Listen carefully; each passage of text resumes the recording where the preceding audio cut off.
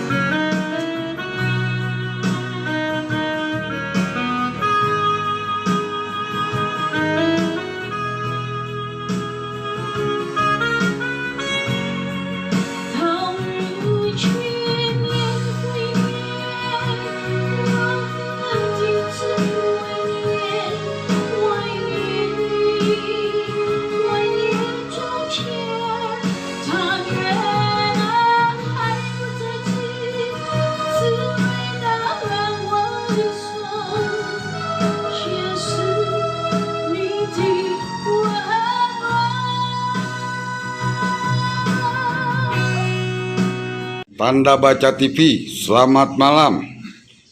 Salam jumpa kembali dengan dahsyatnya musik Indonesia.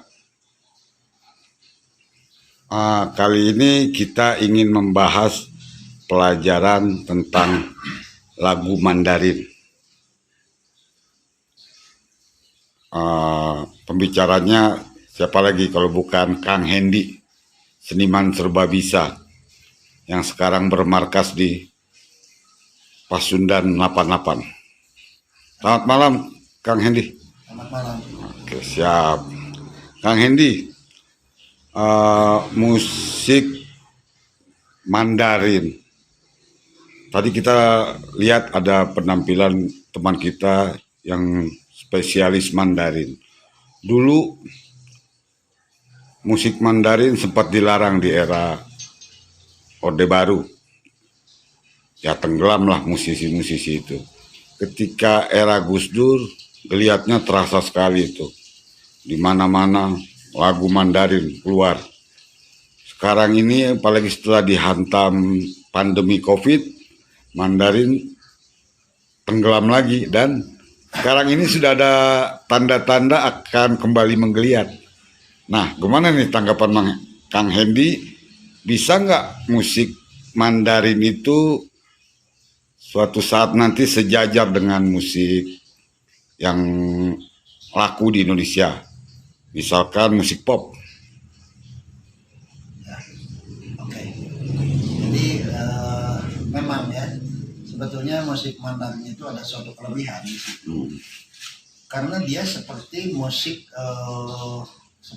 Arli, seperti musik gamelan, kemudian ada musik-musik daerah seperti kedaerahan begitu ya. Di situ kan yang dimainkan adalah cengkok, cengkoknya khas sekali. Itu seperti lagu Sunda gitu kan, cengkok juga khas sekali. Nah, Mandarin itu keunikannya di situ. Kemudian ada juga formatnya tuh untuk mengolah suara tuh ada tipis tebal, dimana dia harus tipis, dimana dia harus tebal. Itu juga terjadi satu dinamika yang membuat lagu itu jadi indah. Dan memang tidak mudah menyanyikan lagu Mandarin. Nah, dulu karena ya di zaman Soeharto itu orang-orang keturunan itu kan sempat di ya, agak ditahan sedikit. Nah disitulah lagu-lagu Mandarin itu agak sedikit tenggelam. Jadi yang mau nyetel lagu-lagu Mandarin itu mereka sembunyi-sembunyi, jadi terang-terangan gitu kan. Ya, siap. Sampai terus dari bahasanya, dari tulisannya juga semua diblok semua. Sampai nama.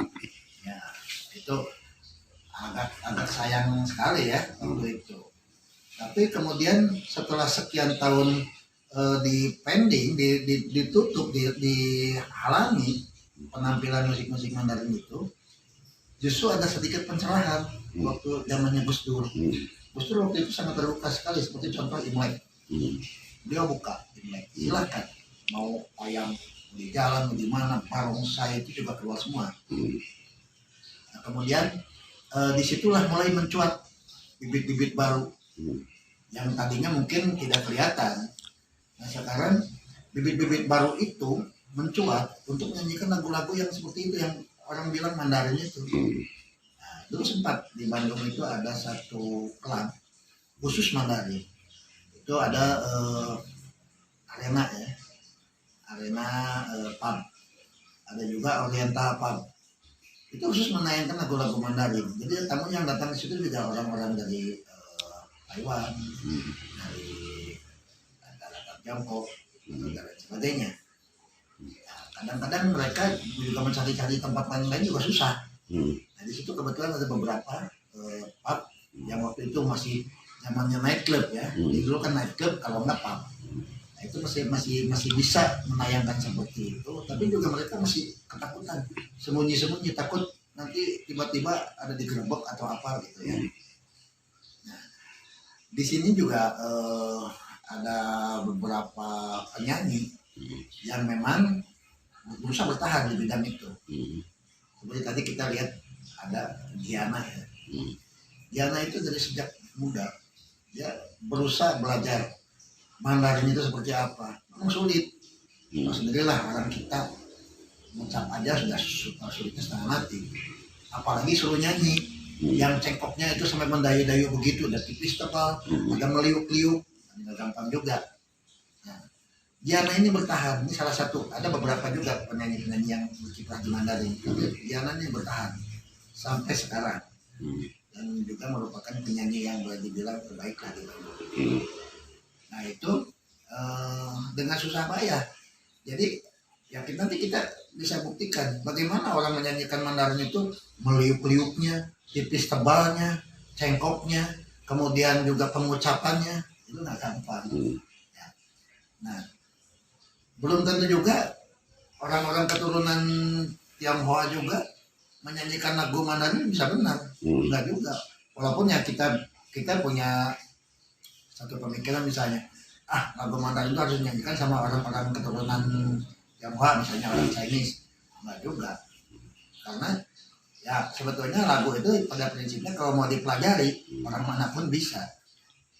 Nah, yang terakhir, sebelum pandemi sempat menggeliat juga itu orang-orang kita ya, yang orang bilang mana mungkin sih pribumi menyanyikan lagu Mandarin. Itu sempat mencuat. Beberapa orang juga ada yang beberapa yang tayang di YouTube, mereka berjilbab, bergamis, mereka menyanyikan lagu-lagu Mandarin sangat fasih dan bagus. Seperti tadi Diana juga begitu. Nah cuman sangat disayangkan ya ini karena pandeminya mendera lagi, naik lagi, agak turun lagi. Tapi sekarang juga lumayan agak sedikit naik lagi ya, ini agak menggeliat lagi. Kita sedang berusaha mengembangkan lagi. Musik Mandarin itu berapa banyak sih? Ada mungkin dari kedaerahan-kedaerahannya. Ya seperti halnya di Indonesia kan ada Jawa, ada Batak, ada Sunda. Nah, sama di keturunan Tionghoa atau Chinese itu sama. Ada orang Che, ada orang Konghu, ada orang Santung, ada orang Hokkien. Itu mereka punya lagu-lagunya sendiri. Ada lagu Hokkien, ada lagu Che, ada lagu Konghu. Kenapa yang banyak ngetop Santung ya? Sebetulnya nggak ngetop. Kalau di lagu itu yang paling ngetop ya lagu Mandarin. Kalau Mandarin itu kan kalau di Indonesia itu seperti lagu bahasa Indonesianya. Iya, Santung yang paling banyak kan. Kalau enggak, Santung itu yang terbanyak itu kebanyakan di masakan. Oh, masakan. Masakan Santung misalnya. Tapi kalau lagu enggak. Kalau lagu Mandarin ya Mandarin. Mandarin. ada berapa banyak kira-kira kafe-kafe klub yang akan yang sekarang ini masih spesialis lagu-lagu Mandarin di Bandung ya? Ya, kalau untuk spesialis sebetulnya udah nggak ada. Udah nggak ada ya? Udah nggak ada. Pemainnya pun boleh dibilang udah hampir nggak ada. Ya mungkin yang tersisa beberapa gelintir termasuk saya.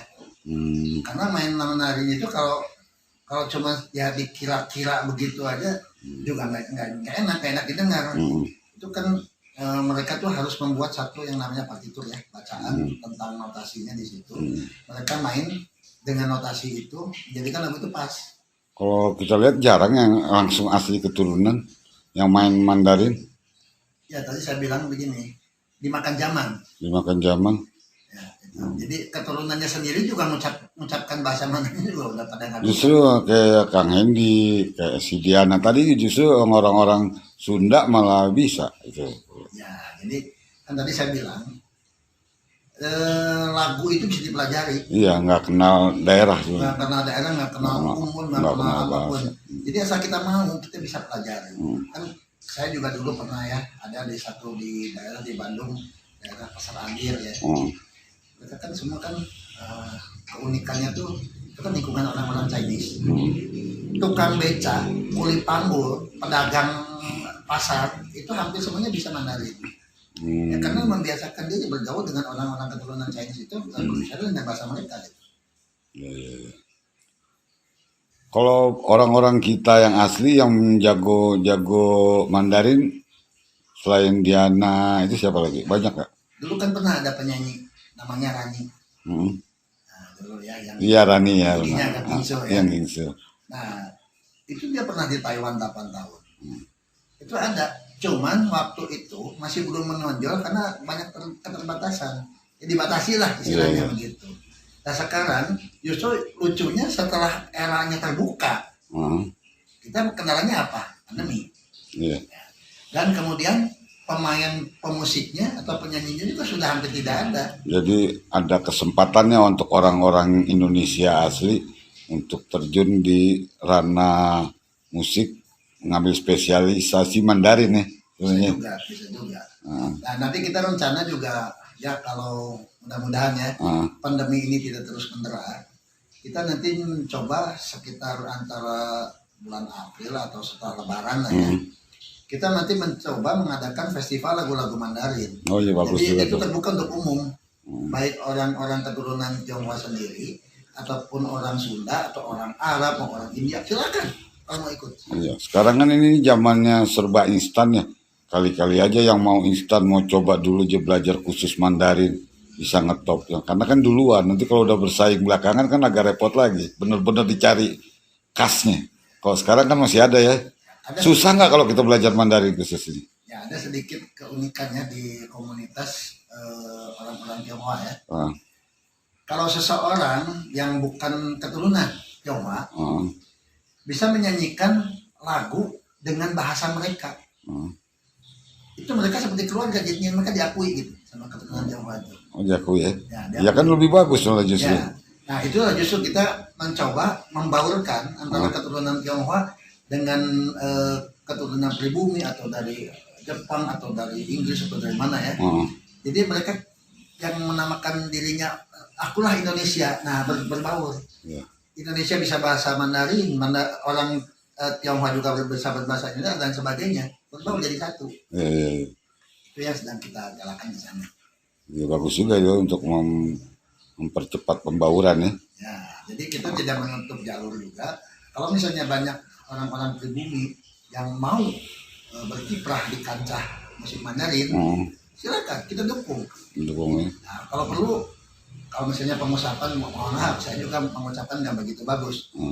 Tapi kalau misalnya mau mengucapkannya benar-benar fasih, kalau perlu kita datangkan orang-orang dari keturunan Tionghoa yang fasih bahasa Mandarin, ajarkan mereka.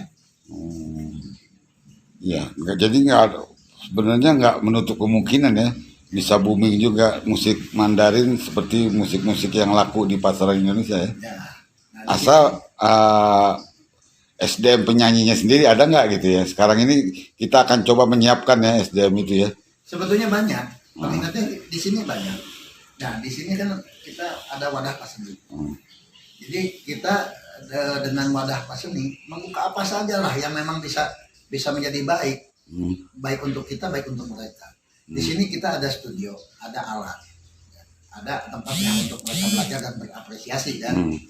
Silakan, mereka mau nyanyikan lagu apa juga silakan. Nah, tapi kalau misalnya mereka mau mengambil istilahnya, aku pengen spesialis lagu Mandarin dong, karena aku suka lagu Mandarin. Lagu Mandarin punya keunikan, punya tingkat kesulitan yang agak lumayan. Kemudian saya juga suka tantangan. Silakan di sini dibuka. Berapa lama kalau orang yang udah bisa nyanyi belajar akan mendalami Mandarinnya? Ya tergantung orangnya. Sebetulnya kan tiap orang kemampuannya beda-beda ya. Jadi kalau mereka itu rajin, intinya begitu. Kalau mereka itu rajin, pasti bisa.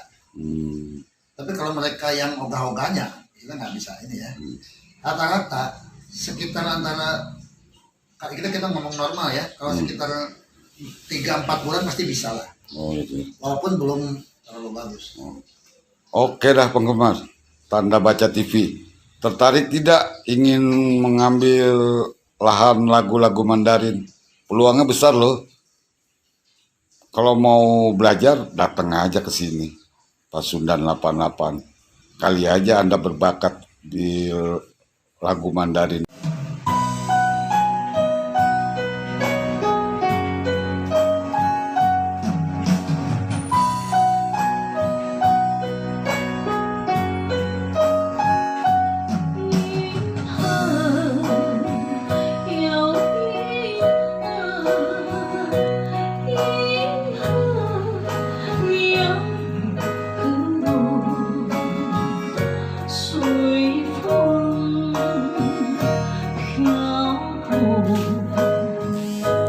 这里有着高层层。